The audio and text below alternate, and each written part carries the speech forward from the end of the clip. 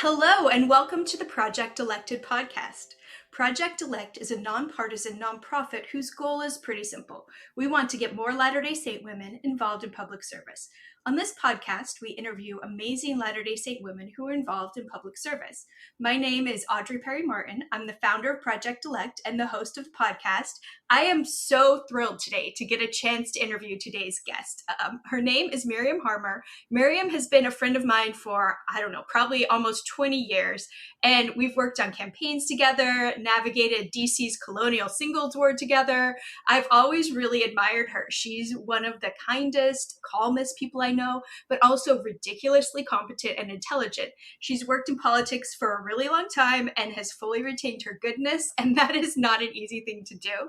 This interview is a little different than some of the others because Miriam isn't elected official or running for office that I know of. Maybe she'll surprise us, but Miriam has held countless positions in campaigns and government, and I can't think of a better person to talk about how to get involved in public service on the side of doing good in the background and not necessarily being the one who's running for office yourself. She is currently the legislative director and counsel for Congressman Burgess Owens. So she's working on the Hill right now. She's been on the Hill a lot. And I would love to talk to her about that and many other things. So let's get started. Miriam, I am so excited. Thank you for joining us today. You're welcome. Thanks for having me, Audrey. I'm thrilled to be here and so impressed and amazed at what you're doing with Project Elect. I wish you and your listeners and everyone involved all the best, and I'm excited to see where it goes. Thank you so much. We're excited too. So just to start out, would you introduce yourself? Maybe tell us a little bit about your background and the experiences that led you to where you are now. Sure, I'd be happy to. So I was born in California, the ninth of 10 children born to John and Carolyn Harmer, and raised in Utah. But I bring up California because my dad actually served in the state legislature in California before my time and ended up being appointed to fill a term as the lieutenant governor of California when Ronald Reagan was governor. So a different time in California and in the nation for sure. But from a young age, my parents instilled in me a love for politics and the value of public service. So I had a brother who ran for office. I'm the third Harmer sibling to work on the Hill, on Capitol Hill in Washington, D.C. And kind of found my niche in high school in teenage Republicans. I was super shy and awkward, but I found my people in teenage Republicans. And then again in college was a student in BYU's Washington Seminar internship program in Washington, D.C. I had an internship with then Senator Bob Bennett, and it truly changed my life, both from what I saw and learned from Senator Bennett, but also to find kind of my people where I felt I belonged and could make a difference. So it went from there. I've had a lot of great opportunities to serve in the public sector in terms of staffing members of Congress and in a political party role in Utah. But every time I kind of take a turn away from politics, I end up back in the political sphere. And I'm grateful for that. It's been a place that I've loved and feel that good people can make a positive difference. There's so much in there I kind of want to talk about, but especially because I interviewed your sister too, and she also talked about how your parents really instilled this desire to be involved in public service, and it seems like that worked. So anything that they did that, you can think of that maybe helped you guys recognize how important it was, or was it just leading by example? Sure. So certainly leading by example. And not just the big, certainly it was wonderful to hear stories from my father about his time with Ronald Reagan and his friendship and admiration and love for that individual. But it was my mom, who was very intelligent and well-educated in her own right, who took time to be a merit badge counselor for the Boy Scouts and Cub Scouts in the civics part of that. My mom was the one who took me when I was little. I wanted to be an astronaut for a time.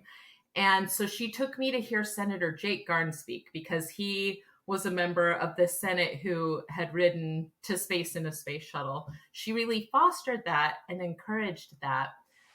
It was not uncommon. In fact, most nights, around the dinner table, we'd talk about current events or I guess on Sundays what we learned, and then we'd play cards and have fights like normal families. But they certainly encouraged a dialogue and an involvement. They also took us, we were free labor for campaigns, so we knocked doors. Back when that was a bigger thing, I guess. The social media has maybe changed things a little bit, but we'd knock doors for our candidates or go to rallies and just exposing us. My parents exposed us in a positive way when we were young to the realities of political involvement. Mm-hmm. So I talk to a lot of women who are running for office, and they're talking about their kids and getting their kids involved. And, some of the kids are excited about it. Some of them are not so excited about it. But from your perspective as a kid doing this, did you enjoy it? Was it something you rolled your eyes at, or did you eventually come to appreciate it?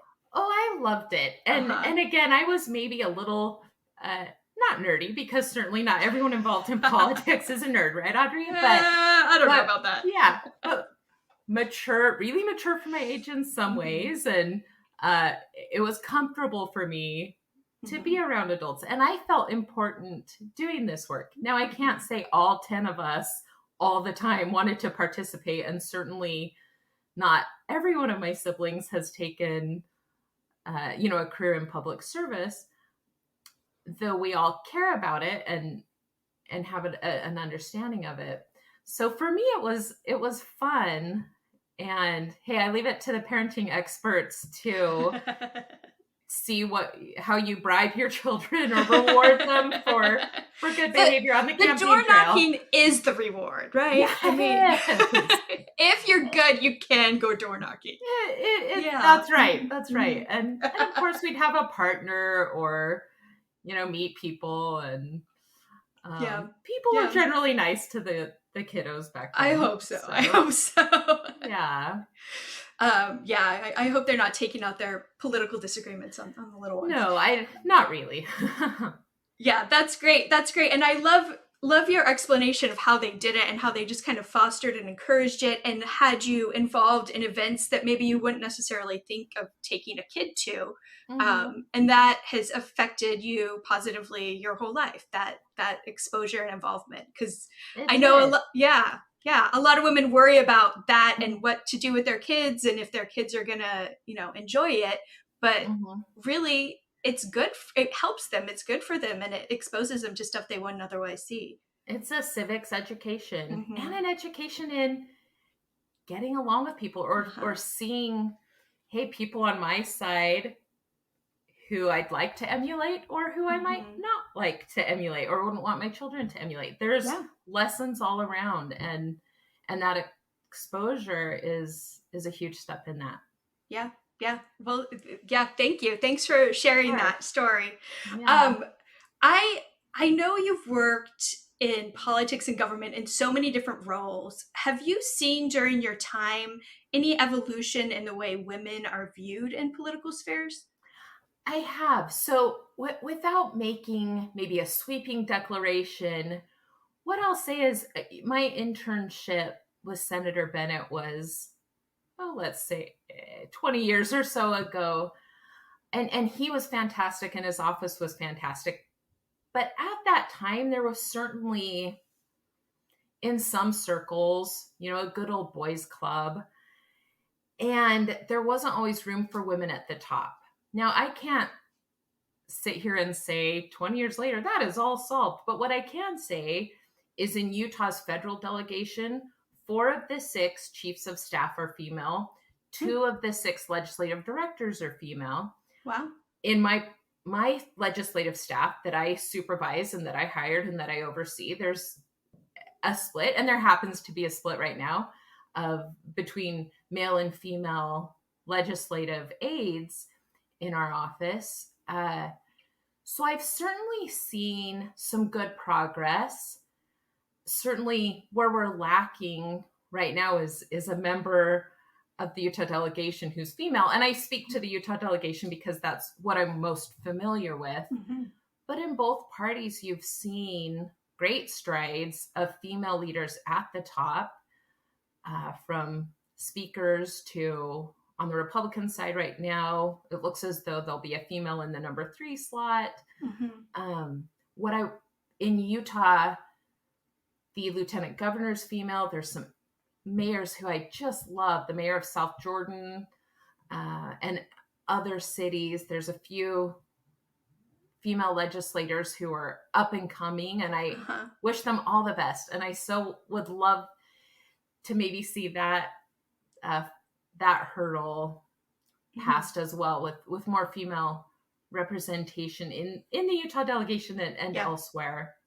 Yeah. But I have seen a shift, and maybe subtle, but you can no longer survive or operate without females in your office. It's just the way it is. The talent and perspective they bring can't be overlooked anymore. Mm-hmm. That's fantastic. I haven't worked on the Hill for a long time, and it's good to hear that it definitely had the old boys feel a little bit while I was there. Sure. Yeah. And I am certain, I could tell certain offices still have elements of that, or perhaps overtly are that way, but it's changing. Mm-hmm. Especially as we see females at the top who are either ranking members or chairmen of their committees. It trickles down. There's a trickle down effect. Those positions demand respect from all quarters, and that's the way it works. The chairman has the authority there. So and hopefully there's also a little bit of a trickle up effect, because if you have more legislative aides and directors, eventually, hopefully, you'll have more elected people, women ready, who are very qualified. Yeah, I hope so, and that it's natural and normal and necessary to have those voices at the table. Mm-hmm. Mm-hmm. Great. Well, thank you. Sure. You have seen, I'm sure, a lot of negative side of politics and government. And how have you prevented yourself from becoming cynical and kind of walking away and giving up? What keeps you so positive? Sure. So I have found great peace in trying to be a voice of reason. And look, I was at the Capitol complex on January 3rd or 6th, January 6th, and in lockdown in the office. And there have been issues and votes and events that have kept me up at night. Mm-hmm. But my biggest prayer, and I guess most constant prayer on that side, has just been that I will be able to be a voice of reason, that I can keep my perspective, that I can remember what's most important. And I find great peace in that role. Now, others have walked away, and I respect that too. But for me, I feel like I can still be listened to. I can still bring a little bit of what I have to offer, or what, as an LDS woman, as a woman of faith, that I have to offer to the table and to the situation. So as long as I can hold on to that feeling, I'm here. And to become cynical would make me as bad as the worst out there. And I don't want that for me. Kind of a funny story, I guess. Again, before my time, but when my father was in public service in California, I guess there was a time when individuals would call when home phone numbers were a little more accessible and give death threats. Oh no. And my mom started to answer the phone and would say, "I'm sorry, we're not accepting death threats today," and hang up and go along her merry way. And I kind of love that story. Just certainly not to gloss over what could be a serious threat, mm-hmm. and authorities and processes are in place for those kinds of things. But the challenge, and I guess the blessing we have, is that we can live in a little bit of a bubble in terms of the truths we have, the faith and attitudes that we can bring to the table, that we don't have to be as affected by what's going on or the negativity around us. And I like how you started with saying that was your constant prayer, that you could, not be affected, be a voice of reason, and continue to know in your heart what's important and what really matters. And I think that's such a blessing as a member of our church to be able to have that. Yeah. And if there's a time when I should take a different path, I hope that I'll know that as well. But I, for now, feel that I'm doing the best I can in the circumstances that I have. Yeah. Well, kind of following up to that, there's so much negativity in politics, and it's ebbed and flowed throughout the years, but right now it seems like it's really bad, and the internet has made it even worse. And even though maybe there's not access to cell phones, you can get trolled on the internet nonstop, right?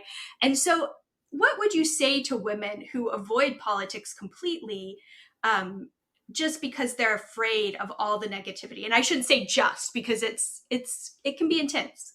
Yeah. So I guess I'd start by saying there is, as you pointed out, a fair amount of negativity, and it just is. And to be aware of that and to acknowledge that helps to not perhaps be so blindsided. But there's also a great deal of positivity and moments that remind me that we are part of an incredible system worth fighting for, that people have fought for, and that I'm willing to fight for. I'm willing to put up with some of that negativity to ensure the continued success of our democratic republic and to honor the memory of those who've sacrificed quite a bit for it.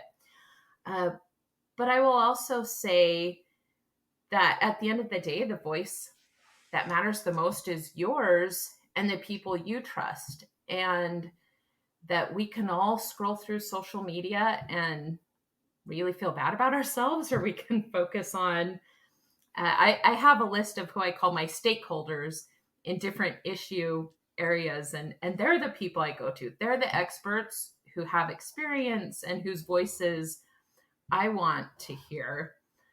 And when I focus on that and getting a positive education and positive voices, it's a little easier to tune out the negative ones, because I've already identified and listened and given space to the positive ones. That's some of the best advice I've ever heard, Miriam. I really like that. That you're willing to sacrifice, and even if you have to take it, you value this country and our democratic republic and all that entails, enough to put up with some of it. Yeah, and to also realize, and when people say awful, nasty things about me, about my boss, first of all, they probably don't really know me or him or whomever. And second of all, and this is easy to say on our good days, right? But this is about them, not me. This is more reflective of them than it is of me. And that's true. Easier, as I said, on good days to tune into that than maybe on some bad days. But that's true, that it's a lot more difficult to be nasty or unkind to someone who's sitting across the table from you, or with whom you've worked on a service project or a piece of legislation, than it is some stranger, unknown internet warrior. Anonymous. Yeah, exactly. For sure. Well, you also talked about how you have people that you trust around you, that you can get information from and talk to through these types of things and issues before you see the negative. How do you find that core group of people? I'm sure it's taken a long time, but any suggestions or tips on how to find people like that? Sure. So for me, it starts with kind of the experts in my district or at the state level. So for transportation issues, I've nurtured relationships with folks at Utah Department of Transportation or, the Utah Public Lands Council, where I can say, here's a piece of legislation coming down the pipe. Can you tell me how this would affect Utah? This is kind of my take. Would love your feedback. Mm-hmm. Or we'll reach out to mayors or constituents, activists who've been positive activists in these areas, and find and nurture those relationships. And I feel like my job is, in working for a member of the federal delegation, to really get information from the locals and from those who are close, kind of the boots on the ground. Mm-hmm. Yeah. So you've spent the time to nurture these relationships with people who are subject matter experts in the areas. Exactly. Yeah. Yeah. And then it helps that, say, oh, my best friend from law school works at such and such a place now. I can give her a call. Or a good acquaintance from law school works in this office. I'll call him. Or so-and-so with whom I was an intern is in this office. And these are genuine friendships and relationships, but it helps. Someone told me you should always be kind to your interns because they could be your boss one day. And that's really true, but we should also be kind to our interns because it's the right thing to do. Yeah. And we should be kind to everyone. But you never know in the political world, especially in your given community or state. It's a small world, and you'll run into people again. So kindly and honestly offer what information or expertise you have, and then I think others will respond in kind. Yeah. I have had my interns be my boss before, so I can assert that does happen. Yeah, it takes a little bit of humility, right? But it can also be fantastic. It's also really fun. I mean, if you had a good relationship with the intern, you're just kind of like warm fuzzies that they're doing so well. And exactly. Yeah. Exactly. So we talk a lot about public service and serving in public office at Project Elect. And one thing that a lot of women say to me is that they don't feel like they're qualified. What would you tell a woman who doesn't think she's qualified to run for political office? I would tell her to look at the members of the United States Congress right now and ask what in the world they have that she doesn't. And that's kind of a joke, but not really. So on the one hand, hey, a bartender can be a member of Congress. But seriously, there's no one list of qualifications that makes you a good candidate. So what I would say to these women, or to anyone looking to run for office, is to look at what they've already contributed to their communities, to their school boards, to whatever communities they're part of. But for example, have they run a small business? They know about workforce shortages and issues. Have they run a daycare out of their home? Have they run a salon? Have they organized youth activities? Then they know about some of the issues facing youth in our communities. Have they made and stuck to a budget, whether it's for their home, for their PTA, for any other organization? Then they're miles ahead of the Congressional Budget Committee. Are they a nurse or a doctor or have experience in the healthcare community? That's a huge issue right now in Congress. And I always love when there's a doctor or nurse who's a member. I can think of at least 2 senators who are doctors, and I'm sure there's more, and several members of the House, but it gives them a really unique perspective on health insurance or those issues. So again, I would just identify the unique experiences that you have in your life that have given you insider knowledge into a particular area, and see how those experiences qualify you. And then, frankly, the other thing I'd say is it's never too late to learn something new. Maybe you do need to learn more about the budget process, or you do need to learn how to put together an Excel spreadsheet. These are things that and skills that we can acquire. It's never too late to take a class or read a report or a Supreme Court case or some legislation and learn more and add to your skill set. Mm-hmm. Mm-hmm. Yeah, absolutely.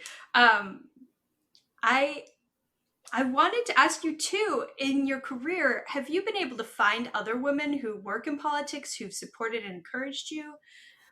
So that's a really good question. And one thing that I wish I had done better was to identify some mentors in my life. Mm-hmm. So the short answer is yes. There's amazing women. I'm so grateful for my association with you. I'm grateful for, you know, another close friend who's on the Hill right now as an attorney, and we really kind of can share a lot off the record and support and encourage one another. But I wish I'd had a mentor. I had a few, maybe early in my career, who tended to be male and older and really excited to help me and excited to see where my career went. But it was different. I wish I'd asked more questions or identified from my supervisors, both male and female, some things that would have led to a more long-term relationship in that way. Mm-hmm.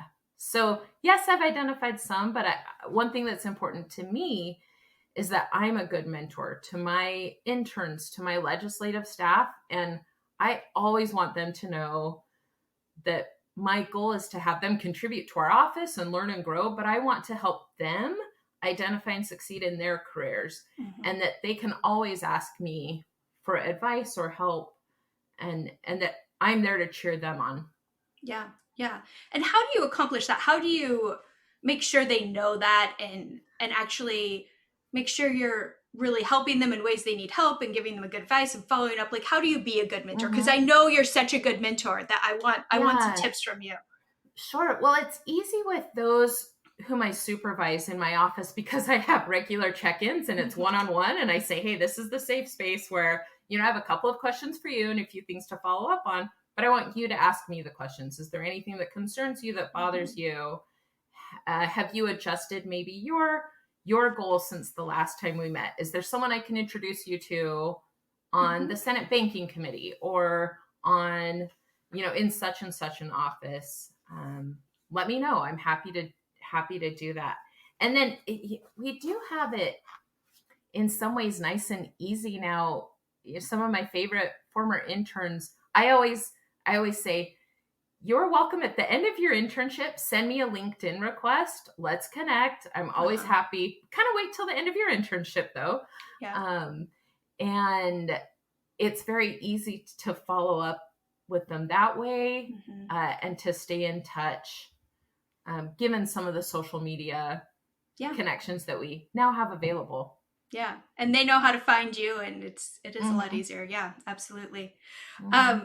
So you and I have had some similar working experiences, and I know you've probably been the only woman in the room many times in your career. How do you do that? How do you make sure your voice gets heard when you're one of the only women in the room? And I know you so well. I know you're not the type who's going to be, you know,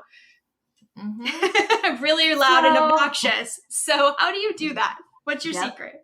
So I don't know if I have a secret, but it's practice. 20 years ago would certainly have waited to be called on, would certainly have been not felt like I didn't belong there, that I wasn't qualified necessarily, but a little shyer to speak out in public and, or at the table. And now this is basically my third iteration of Hill experience. I know I have experience. I know I have something to offer. I know, hey, you can take it or leave it, but I owe it to you and I owe it to myself to share my perspective or to share my thoughts on this issue or to share the little voice in my head that's, you know, flashing a red warning signal that, hey, you can go down this path. Here's one possible conclusion. You know, one possible outcome that maybe an unintended consequence there. So I guess I've come to, appreciate the experience I have and believe in that.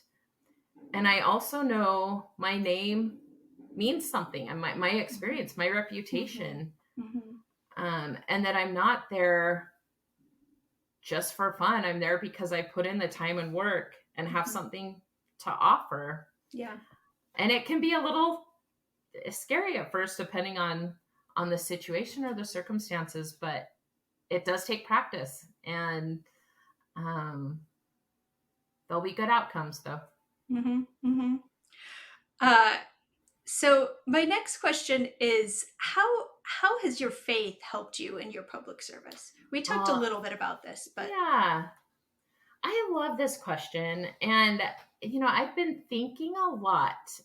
Last month in my ward Sunday school lesson, the teacher was teaching on Isaiah, I think Isaiah 3, but she had three sections, and she said, okay, what does Babylon think is a good attribute? Or what are the qualities of Babylon? What are the qualities of the world?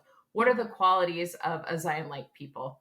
And one of my friends said, the world wants us to be very tribal. The world divides us and says, identify with this group. But if you do, then you must be opposed to these other groups. And I was thinking about that and thought how true that is, and how Heavenly Father also maybe wants us to be a little bit tribal, but as part of the tribe of the gospel of Jesus Christ. And we all belong to that tribe. And if that is my first affiliation, and if my first goal is to be the best disciple of Jesus Christ that I can be, I need to remember that that's so much more important to me than my political party, or than my state affiliation, or than this group or that group. And if I remember that, then it is so much easier to be kind to my coworkers who I like, but we all have difficult days, but also kinder to the people who sit across the aisle from me. Kinder to those who have a bad day, or who say something that I hope they regret, or when I say something that I regret. So my faith has helped me by giving me this perspective. It teaches me that the most important title I have is as a disciple of Jesus Christ. And that is the most important role I have throughout my life. If I can remember that and keep that in perspective, it helps me be better, whether I'm in public service, or whether I'm in the business world, or the medical world, or any other world. That is so true. And I love how you put that is your first affiliation. And if that's your first affiliation, that's going to very much affect everything you do. Yeah. Now, there are days when, on the drive to work, I fail or get a little black mark from the way I behave to other drivers or whatnot. But that's the wonderful thing about that's true. But that's the wonderful thing about the gospel is we get second chances. We know we fall short. We know there's no one perfect philosophy of mankind that will make us happy or solve our problems. So we do our best with what we have to aim for the perfect gospel of Jesus Christ. That's very well put. Thank you. I wanted to talk a little bit about your career and kind of maybe some challenges you faced or things you've done that you're proud of. Is there something that you've accomplished recently or in your career that you're particularly proud of? Sure. So right now, the thing I'm most proud of is my team, my legislative team, that I have these bright, and they're all younger than me, so maybe not kids, but I call them kids, but these bright young professionals who also have a taste for public service. And I know and can see in them this great potential to do good and to be good public servants wherever their paths take them. So that's the thing I'm most proud of. I'm also really proud, and not to get too into maybe some legislative details, but a couple of times when I've been able to share information that helped my boss understand effects of legislation on his district and maybe, consider a position that would benefit his district. And that may have been, a change from how he originally intended to vote. Those things make me really proud. When I was I traveled to the district for work sometimes, and so get to spend work time in Utah, which I love. And we had several roundtables last week on transportation issues, on workforce visa issues. I'm so proud to be able to listen to these experts and take that information back to my member of Congress. And he was, participating in these roundtables too, but to actually hopefully move the needle on some of these issues. They're not red meat issues, but transportation and infrastructure issues in Utah are a big deal, and ones that I am proud that we are starting to raise awareness on. And I love that, and I love being a part of that. Yeah, that's fantastic. Utah definitely needs some evolution in that area, given how much they've grown recently. So, indeed, good for focusing on that. It's not sexy and it's not red meat, but boy, I feel good. It improves a lot of people's lives. Indeed, it does. It really does. Did you receive any helpful political advice at the beginning of your career that you really appreciated? Oh, so I heard, one thing that comes to mind is I heard Senator Sununu, former senator from New Hampshire, speak once to some college Republicans.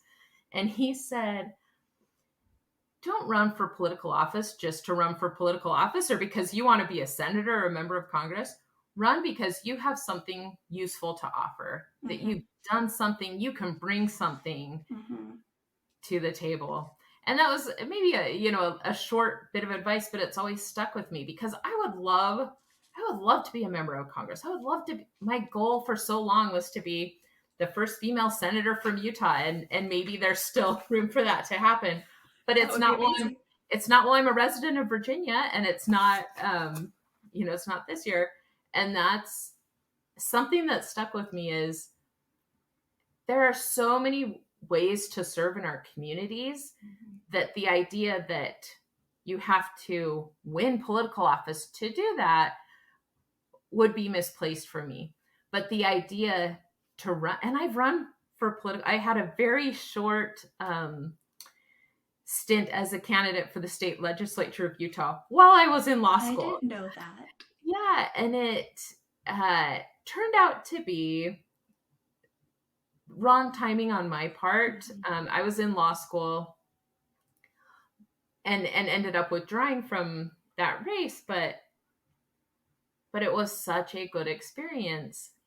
And I hope that as your listeners and as women, LDS women, contemplate being involved, that they will be, that they'll run, and that's wonderful. But there's also so many other ways to be positively involved in politics. And I hope that's what they can do and what I can keep doing and what we're all doing here.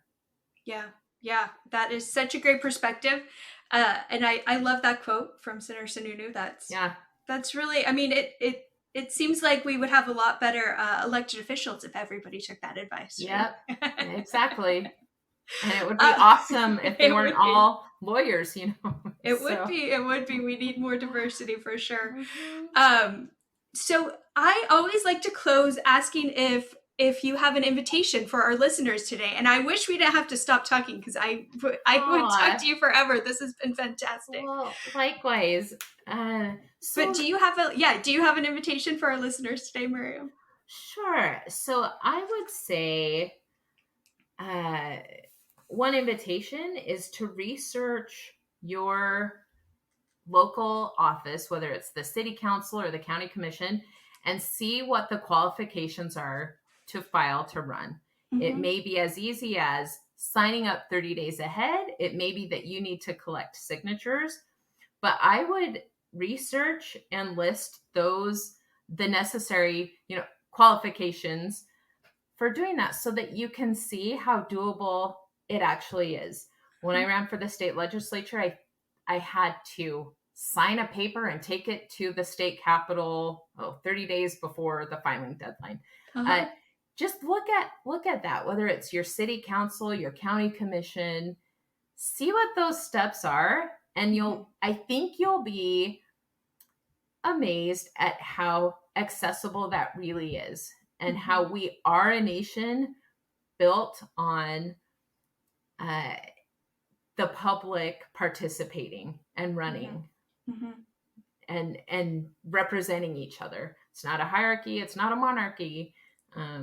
It's everyday Americans who have something to contribute, who take the step to do that. So that would be my challenge, to research what steps are actually necessary to run. I love that, because if you actually see it written down on paper, you realize, oh, this is something I could do. This isn't too bad. No. These are steps I can take. It's concrete. So yes, it may be just clicking send and signing something. So just check it out. Yeah. Well, Miriam, thank you so much for joining us today. I love talking to you always, but this was extra fun because I got to ask some different questions than we usually talk about. So, well, likewise, Audrey, it is always a pleasure, and I wish you and everyone the best. And I'm, as I said, excited to see more women and more LDS women in this space, because we need you. And if there's anything I can do, please let me know. Yeah, we need you. Absolutely. Thank you, Miriam. You're welcome. So in closing, I just want to thank everyone for listening to the Project Elected podcast. For free resources and materials, head over to projectelectwomen.org. Would love if you would subscribe or rate us or give us a review on iTunes. Until next time, thank you.